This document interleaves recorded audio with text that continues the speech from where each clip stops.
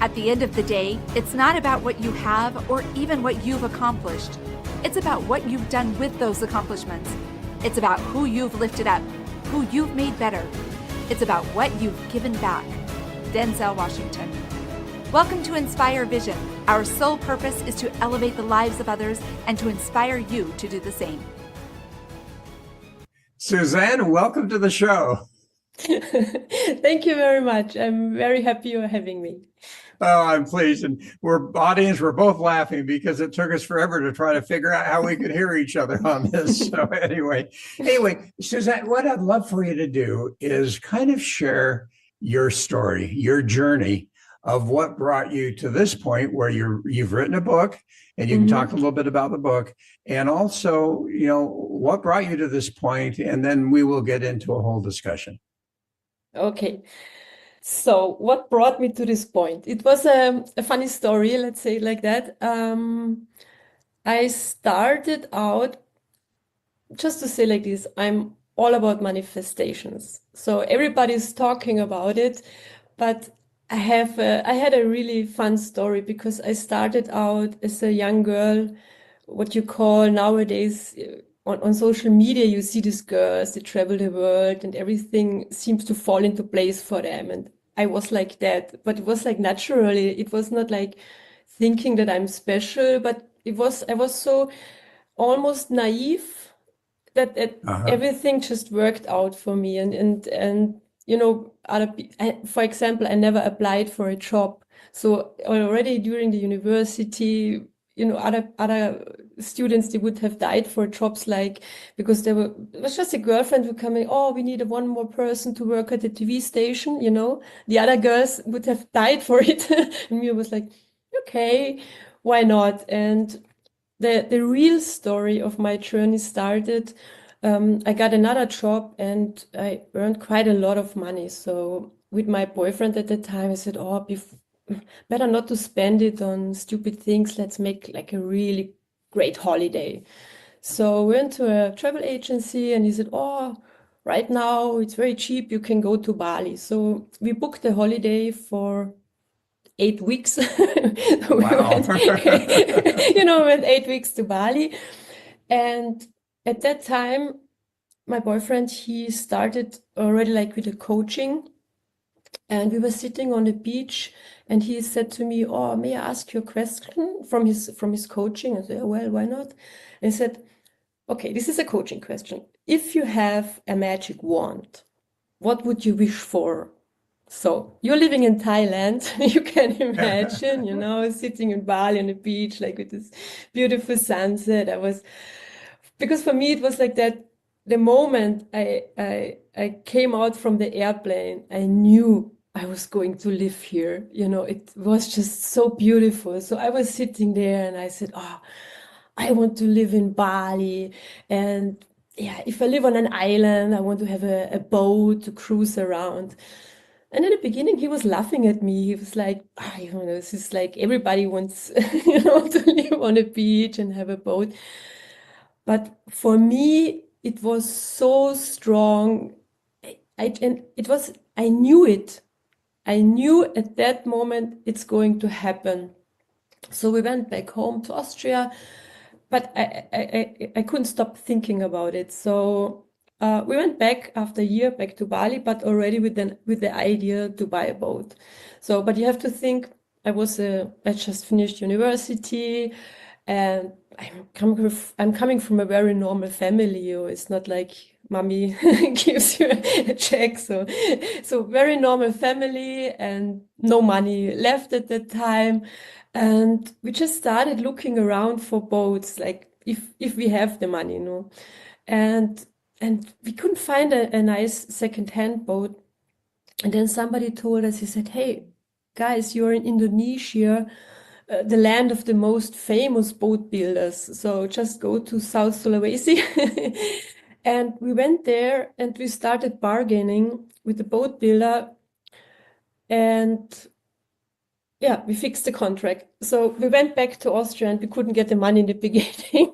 We could only get, I think, because they were saying it's cheap, but it was not cheap. I think it was like 200 or 250,000 euro. But it's cheap for a boat, but for us it was a huge Right. amount of money, you know.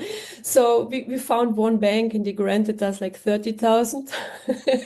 And we took the money and we went back and we made the down payment for the boat. And I think it took us, I think we went to like 15 or 20 banks. And we found one in the capital of Austria in Vienna. And the guy he just said, like, my guys, I cannot give you the money for a boat in Indonesia, but I don't know, somehow I trust you. And he really gave us the money. So the boat building took 1 year. And when we finished the boat, it was huge. It was 30 meters. I think this is like 78 feet. We made like cabins inside so we can take tourists to earn some money. And at that time, when the boat was finished in the harbor, I don't know if you remember, there was this big tsunami. And Oh at the dear. same time was the Bali bombing. Yeah, well, so we had this huge tourist ship. But what happened? We realized that, I mean, like from one day to the other, all the tourists left Bali. It was like, boff, it was empty. So we realized the first tourists who came back were divers.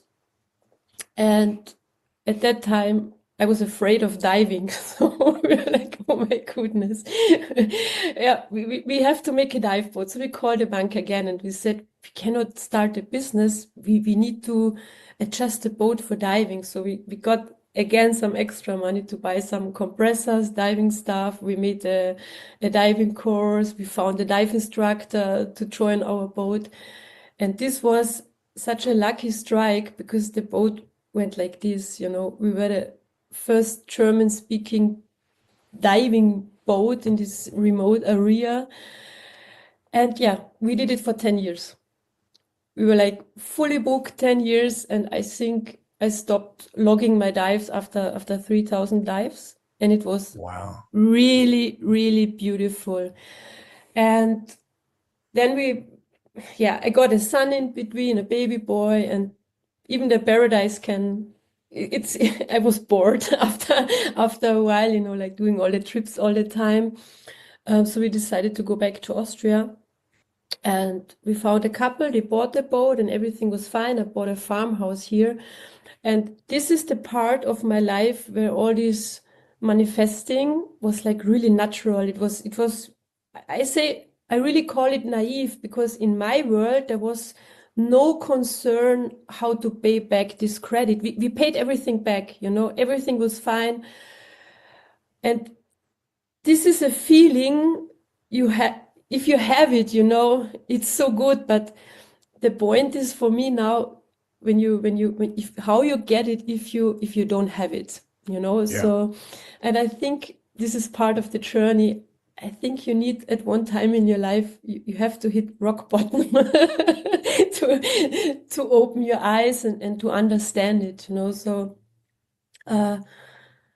yeah, we went back and I was like, oh, okay, what I'm doing next. And I thought, oh, it would be maybe nice because I love bracelets, I love jewelry, I love crystals. So I started a jewelry business because I still had the connections in Bali. So I founded a women's charity. So they can, it's like really like totally simple bracelets with a little, I call it the wish crystal because at that time, for me, the point was the power of thoughts. You know, so for me, the difference was, yeah, it's in your head, just in your head. This was my first conclusion about the whole thing, and I wanted to spread the message all over the world. But it's, you know, like I got a second child at the time, and I think this was the time when also like the everyday life kicked in, you know, a lot of responsibility, and it didn't work out from the beginning as I wanted. So this was the time when I started with all this manifesting and personal development, but nothing really worked, you know, like the wish to the universe. It's for me, you know, this was also the time with The Secret, and I was like, it didn't work. it was like, it's not like that. You make a wish and the universe is delivering. It's just not like that. So it took me, I think, 2 years, like really, like, I got a divorce, the business, also the jewelry business, it went up in the beginning, but it went down to zero again. So, and this was the time when I heard the first time about synchronicity. Okay. So it was for me, it's just more than manifesting, because for me, manifesting, what the people think, yeah, you make this wish to the universe and you repeat it and you think about it. But what I saw on my own example, it didn't work, you know. So I figured out I tried to remember how I was before, you know, this is this not 100, this is like a 1000% of trust. There is like no plan B. You got you. And as soon as you start to come into this, how do I get there? What I call now the how addiction, because at the end you are a control freak. You somehow inside you think, oh, this must happen, and this must happen, and this must happen. And this is when I started to realize it's a kind of an inner reality. But the big question was how to reprogram it. Well, yeah. And, what I find interesting, you've used a lot of words, and, you've talked about manifesting. And obviously, years ago, the Secret movie came out and, put up your dream board and all of that. Yeah, And yeah. I did that too. And you're thinking they're going to manifest. I've actually, years ago, I interviewed someone who had been on the show, on the movie, and they said, you know what, we figured out later on there was a little bit more to it.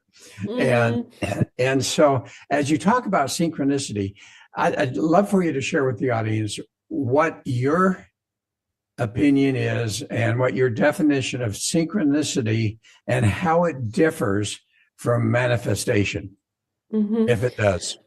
Yeah, it does a little. It's not. It's not different. It's like the secret or manifestation is just incomplete. You know, there is a little bit more behind. So let's go to the term synchronicity. It was a famous Swiss psychologist, Carl Gustav Jung. He defined the term in the beginning. It's like a chain of coincidences. They are not related to each other, but they lead to a certain outcome. And it's like if you look back, if you're in the middle, you don't realize the coincidences. But at the end, when you look back, you say, oh my goodness, what lucky twists were involved that you get there. And it's I like to call it also like these lucky chances and meaningful coincidences, because this is something you can grab. But I think that I call it a frequency. It's a frequency, what you're radiating from inside to the outside. And I don't think it's like coincidences come to you. It's more like that you're open to see it. Because if you're stuck in your how addiction or with this usual self-sabotage, or where you like, people don't like to change, there's always, you have a certain way to approach things, and it's, even if you think you're very open-minded, at the end of the day, we all are stuck in certain ruts of thinking. And this is more like this reprogramming. What I talk about is really to adjust your frequency and to get out of these interferences, like one day you think big, or on a good day you have the feeling, oh, I can achieve everything, but when you go to bed, the bad thoughts sneaking in, and you start like hesitating. And this is like, for me, already a interference of this frequency. So for me, synchronicity, in my words, is that your inner reality defines your outer reality. And if you go also, like, I like also to, because it's sometimes like this, it's like this woo-woo, but woo-woo works.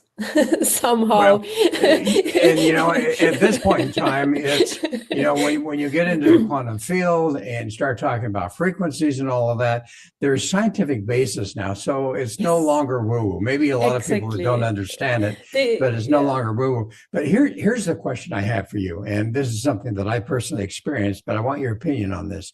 As we think about synchronicity, and as you're talking, you talk about all these wonderful things that have happened, and this just comes into your life and so on and so forth. What about the things that don't work so well? You went through a divorce. Okay. Mhm. I have done that too, but you went through a divorce. Was that part of synchronicity to bring you to a different point in your life, that another synchronicity came about and you ended up finding a greater sense of happiness? You saw him Yes, when I we saw had your our husband. technical problems. I saw your husband there. So if you're listening, please don't be insulted. Yeah. I was funny thing. I was just talking at my birthday on 21st. I was talking to a really old girlfriend of mine. We were talking about the whole story, and she also mentioned exactly that point. And me looking back now, it was at that time when I made the decision, it was the right thing, you know. And I have two beautiful children, healthy, intelligent, like so nice. And now my new husband, we have a beautiful patchwork family. And the best coincidence is that our daughters are the same age, so they Wow. are just 9 months apart. So these two girls met and they are best friends since day number one. So what I have now is I have the best possibility, because with this patchwork stuff, you have weekends without children, you have weekends like now we have Easter holidays, all the kids are with us, and we really enjoy it. The girls, they are now up there, they're playing, and everything is fine. And for me, it was.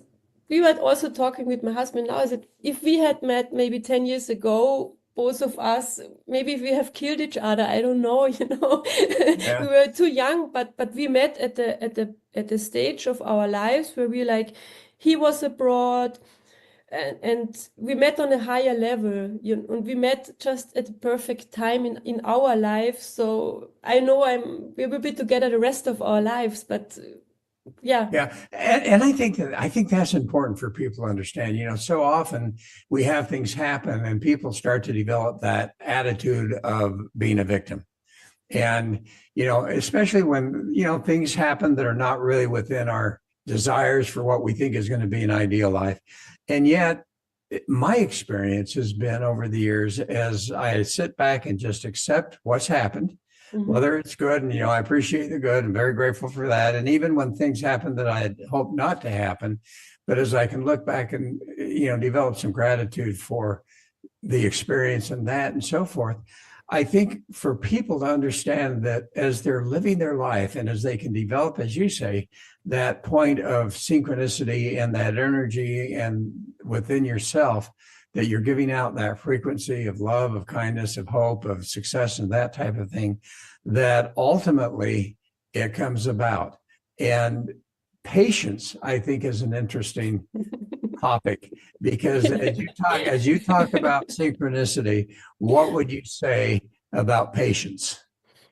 This is my pain point, because patience is not, I'm so impatient, you cannot imagine, I think this was just my biggest learning in my entire life, because I hate patience, but I learned to accept it, because like I said, with the story with the boat, it was like really massive problems, natural disasters, but they led us in a new direction. I was never thinking about diving.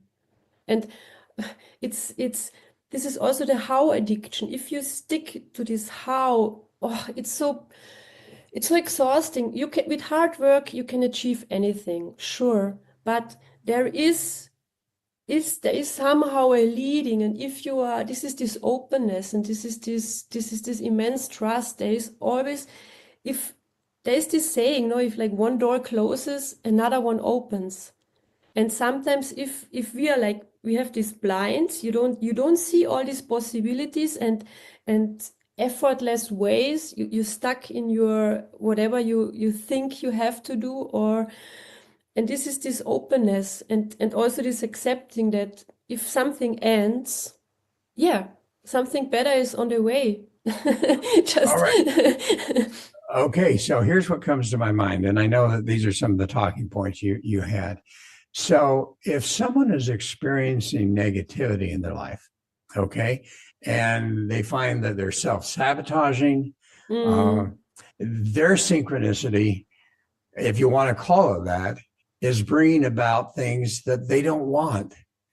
This is not the life that they want, and yet things are happening to them, and we could call that synchronicity. So my question is do we actually, based on who we are, and that gets into the whole concept of self-transformation and so forth, but if we get to the point where we realize that what we are attracting is the energy that's coming from us as a magnet to bring that same energy back to us, then how do we look at our lives and say, all right, this is not what I want in my life?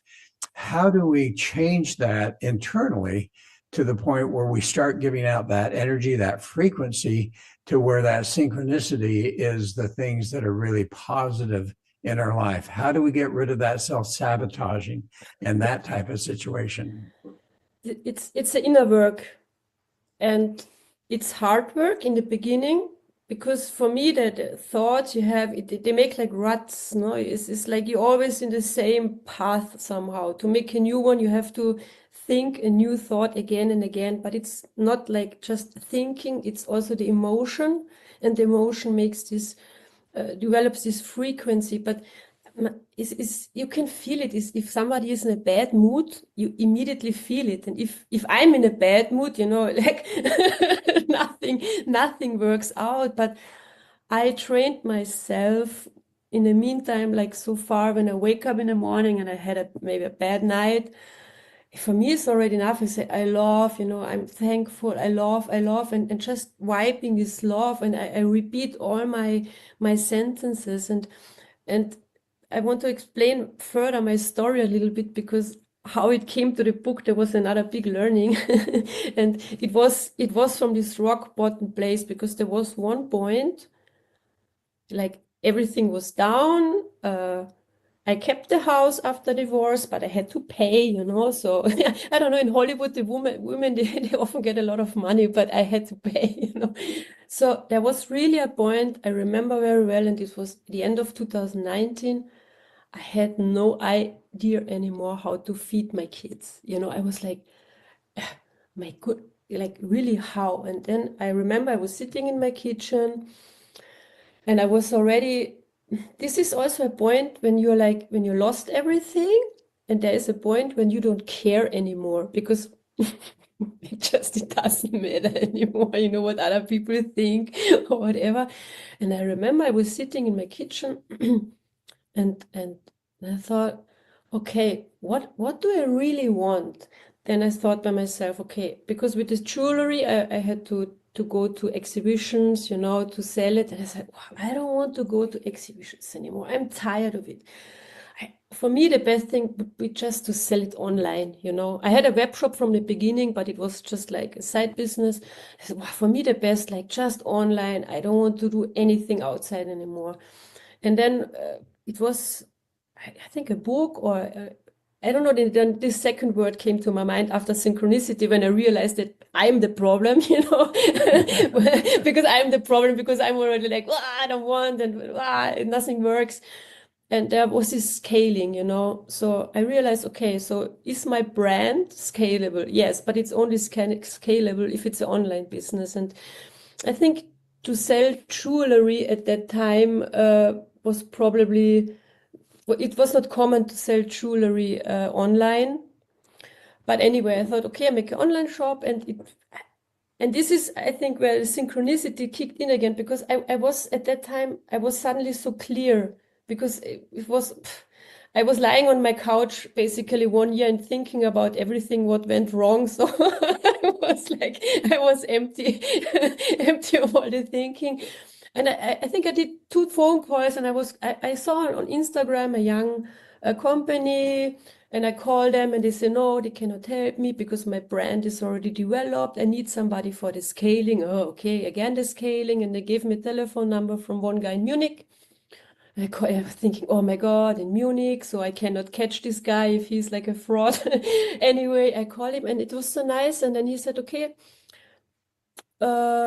And I was sitting, this is the story in my kitchen, because I was sitting there. I said, so I write down now, what do I want? And I wrote down, this was January. I said, in March, I want 10,000 euro. And 6 months later, I want 100,000 euro per month. So this is my scaling.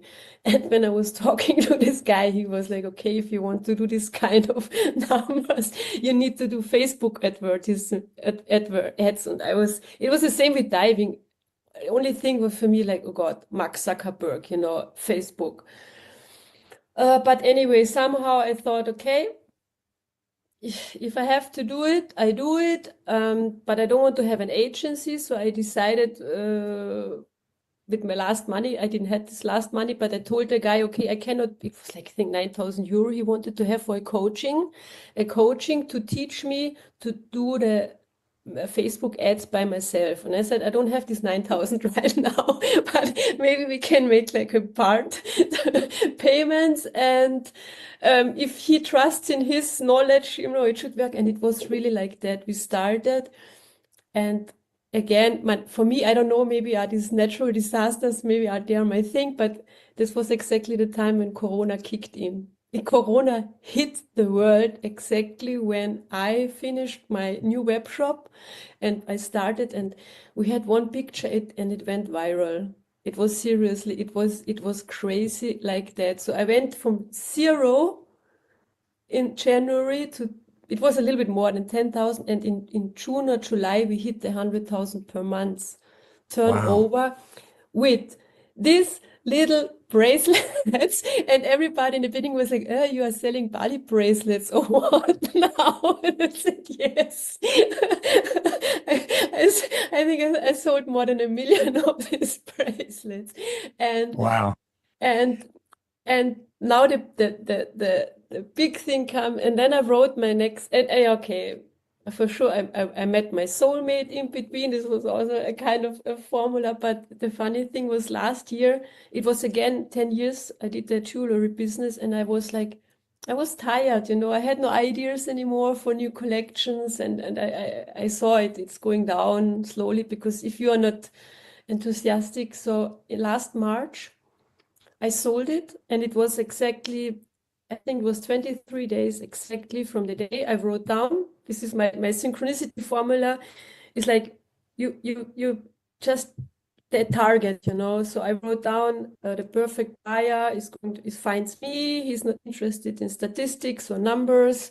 He just he sees the potential of the brand, and he just want to have it, because in the beginning, the first time when I said I want to sell it, this, what I call it, ambient noise, like people around you. I had a business consultant, and he was like, oh, you cannot sell a business like this because it's a niche market and it's a little bit spiritual, and it's like branded with your personality, and it takes at least a year. And these e-commerce agencies, they told me, oh no, you need to make like a much better business plan and everything. And I was like, really, no.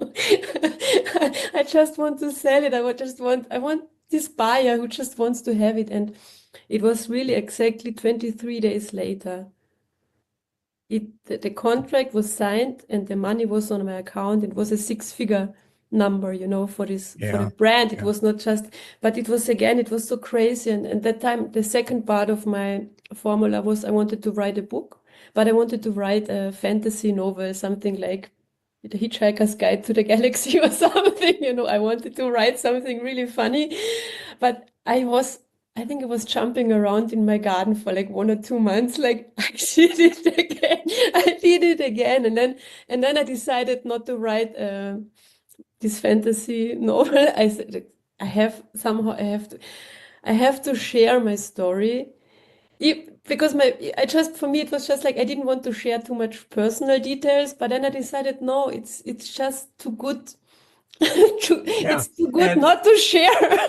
and you know what? When you share your story, it's something that people identify with because Yeah, they recognize that, hey, if you can do it, I can do it, type of thing. But yeah, you've mentioned the super synchronicity formula. What yeah. I'd love for you to do is slow down a little bit and just talk step by step. What is that formula for the audience to understand? In this formula, it's the essence of all what has happened to me to figure out how to turn it around again. Because I think it's interesting if you don't have this luck, or if you think like, oh, for me it doesn't work anyway, so how you get it. And the way I got it back and the way I repeated it is the formula. So I made it, it's basically, it's my story, and just to explain the people, but I kept it simple, and I kept it, it's like really a workbook without unnecessary blah blah, because I hate it when people talk around like 10 times the same thing. So it's a step by step introduction to your own synchronicity formula, because you have to write your own formula, and for sure it is, I think it's 9 steps. For sure it's the usual stuff in the beginning. You have to look at your beliefs, you have to look at your inner child, but what I figured out is, for me, the most important is the how addiction, to get rid of this. So I have a few steps to get rid of this how addiction. Then the self-sabotage, because I saw that always just short before you reach your target, the self-sabotage kicks in. But on the other hand, you're on this world long enough to know to know this is, sometimes it's just a phone call you don't want to make, or you're not meeting some people, or it's little things, but you don't do it, and you have to. I call it the self sabotage hunting season. And even also like the inner child, but because I figured out is there's so many books about the inner child, but it's so hard, so hard to remember what really happened to you. So for me, I do things like I just tell the people to, you take your inner child, you imagine your child, yourself as a child, and you take your inner child on your hand, and you explain that you come along, you just take it with you, just without the whole thing around. And the same thing is with the beliefs. I think it's impossible to get rid of all your old blocking beliefs, because they are in the subconsciousness, or so deep. So my formula is really an overwriting. So you Ah, go okay. through all the steps. You make like a clean up, but the rest is like really an overwriting of your inner new identity. And it's a mind game of, somehow you explain your inner child, what all the good all happened already. And the same thing is, you call in your future self, so the future you who reached or who succeed already. So this is like a somehow an inner dialogue where you can help yourself to get into this thing. But at the end of the workbook, when you go through the steps, you have a certain things to fill out, and then you create your own formula. This is, if you repeat it, it's not more than 1 minute or two, but the inner work is, you have, in the beginning, you have to repeat it all the time. The best thing is like hourly. When I did it to sell my jewelry business, I tell my husband, he was already really concerned because he thought I'm sick or something. And this is also, you should not talk too much about it. This is your very personal inner work, because I saw, as soon as somebody is telling you his opinion, it kicks you back like a week again. So this is something you do with yourself. And he was asking me several times, is everything okay with us? You're not feeling well. Because yeah, I was like, for sure, more than a week, lying around, listening to some things and repeating, and this is the only work you have to do. And this is also, in my workbook, you have to make a contract with yourself, because what I saw always, I have many wishes, but there is always a certain decision point. And this is the decision you do. You have to, I do this now, this, and this is something really important. Is this the point of decision? And then you go for it. Well, and I love how you talk about rewriting. One of the things that I've written a little bit about is that, and I've heard other people talk about this, is that we are the creator of the movie of our life. And if we do not like that movie, we can go in and edit and rewrite. And I think that's really important for people to understand, that we are the ones that can rewrite our lives. We're the ones that can create the outcome for us that we want to have. And now your book is called Super Synchronicity, right? And obviously, yeah, you can hold it up if you want. I have to, because I think it's so happy, I choose the yellow and pink. I love the picture. I love the picture. But anyway, you've got that. It's a workbook for people so that as they go through, and as you say, it's individual for everyone. So you can't just generalize, but it's something that if people will get, that they can literally go through and work through that and create their own formula.